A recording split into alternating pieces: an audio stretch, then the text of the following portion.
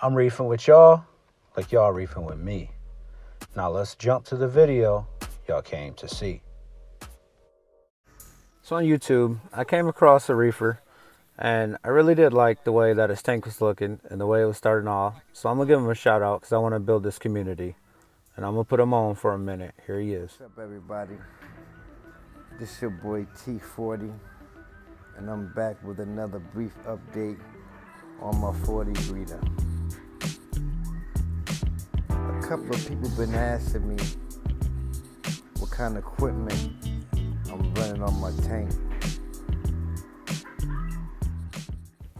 So if you're filling this tank, go ahead and subscribe to him after you watch this video.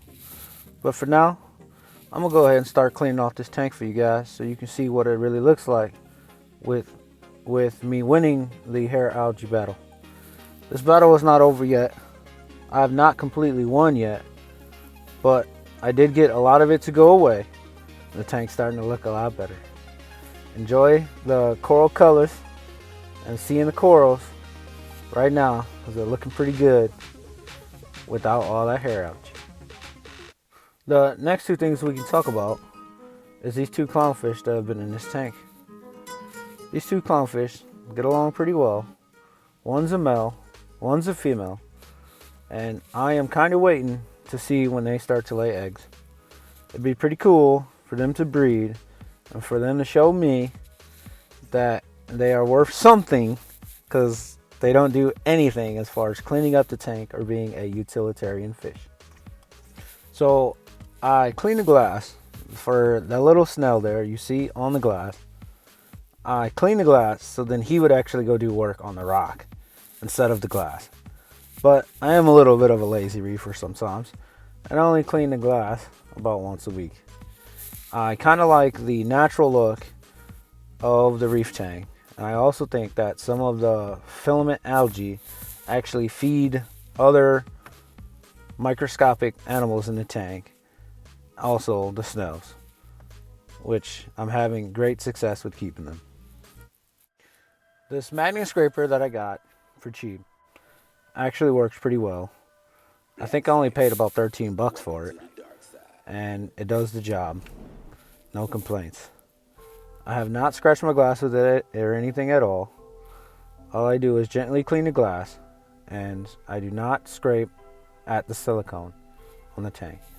And I also make sure I go up and down near the silicone and not directly at the silicone, because if you go at it, you can scrape under it and create crevices and cracks for water to get through.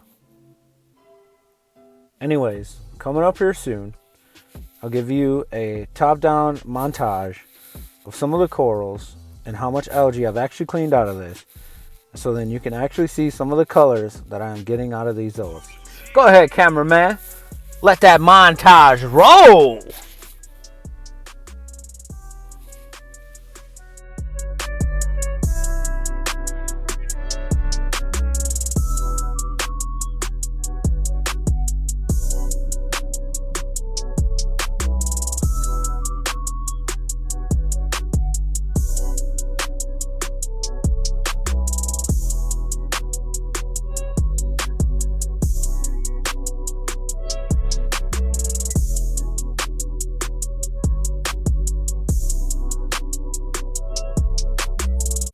So if you have made it this far, that means I have earned your subscription. That means you should subscribe to my channel. It's free. It doesn't cost a thing. Just make sure you hit the bell, change it from white to dark, so when I release my next update, you'll be able to get my video, get a notification to my video. And make sure you go ahead and thumbs up. Just like this guy, he's pretty cool with the thumbs up. So for the rest of this video, I guess I'll just do a couple maintenance things that I do. This pump right here, it keeps collecting debris and stuff, so I'm gonna go ahead and clean it. And yes, I do give it a thumbs down, because to me, I should be on top of this. I should be paying a little bit more attention to my tank and cleaning off the pumps and the equipment and making sure that it's not full of debris and causing more nuisance to the tank and lowering the flow. The cool thing about these Corellia pumps is that when you take them off, they still leave part of the base stuck to the glass that's stuck to the magnet, and it has this little bitty post where the pump actually goes back on. So when you put it back on, you aren't changing the flow or the flow direction that is hitting the corals. It's basically like just putting the flow exactly how it was, and you're not changing the flow of the tank. I really think that this is what is making me have more success with my zoas and keeping them happy, is that when I clean my power heads, I put them right back exactly where they were. Let's change the subject a little bit, because I noticed that there was a huge Bergia nudibranch that was crawling from on the other side of the rock. Yes, this tank does have some aptasia, as you can see. I am dealing with that problem too, but I noticed that this huge Bergia was coming out, so I was like, oh, I have to film this. I have to show them what Bergia looks like on camera. Yes, this one's a little bit abnormal and extremely large, but I do have a couple smaller ones in here. I have about 5 to kill the aptasia. The next problem with this tank that I have to deal with is the return.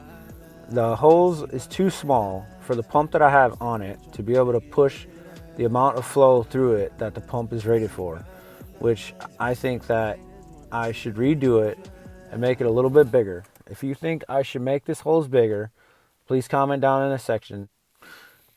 And anyways, this is kind of becoming a little bit of a rambling video. So thanks guys, thanks for enjoying my tank, and make sure you subscribe.